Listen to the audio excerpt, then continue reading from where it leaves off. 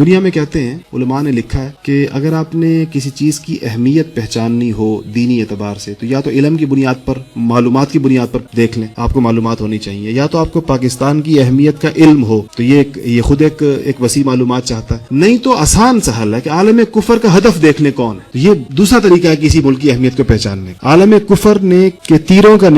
نشان کس طرف ہے، انہوں نے اپنا ہدف بہت طاق کر طے کیا ہوتا ہے. انہیں پتا ہوتا ہے کہ ہمیں کہاں سے مسائل پیش آنے کا امکان ہے، اس کے بعد وہ اس طرح اکٹھے ہوتے ہیں کسی ملک کے بارے میں. ایسا ملک جو کہ اول تو اس خیال سے بنایا گیا ہو کہ یہ ایک یہاں پر اسلامی نظام کا تجربہ کیا جائے گا، اس کے لیے اتنی بڑی قربانی دے دی جائے، اس کی اساس مذہب قرار دے دی جائے، اس ملک کے لوگ یہ طے کر لیں کہ ہمارے درمیان رشتہ لا الہ الا اللہ کا ہوگا، ہمارے درمیان لسانیت نہیں ہوگی، ہمارے درمیان صوبائیت نہیں ہوگی، ہمارے ہاں ذات برادری نہیں ہوگی، ہمارے ہاں قومیت نہیں ہوگی، ہمارے ہاں زبانوں کی بنیاد پر تقسیم نہیں ہوگی، ہم تو لا الہ الا اللہ کی بنیاد پر اکٹھے ہوئے ہیں اور لا الہ الا اللہ کی بنیاد پر ایک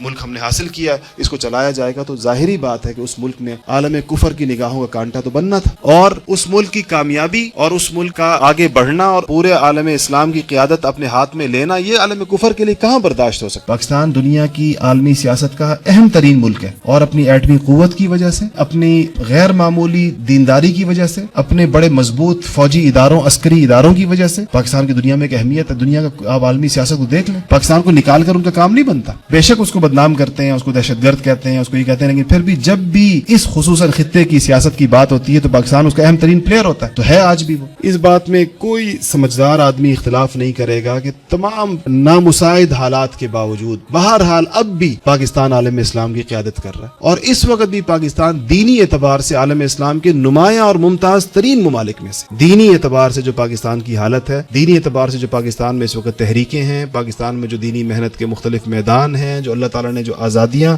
میسر کی ہیں اہل دین کو، اور دین پر چلنے میں جو سہولتیں میسر کی ہیں، اس میں میری نظر میں کم سے کم کوئی اور اسلامی ملک ایسا نہیں ہے پورے روئے زمین. سوشل میڈیا پر سب سے قدیم اور سب سے ریلائبل برانڈ درسقرآن.com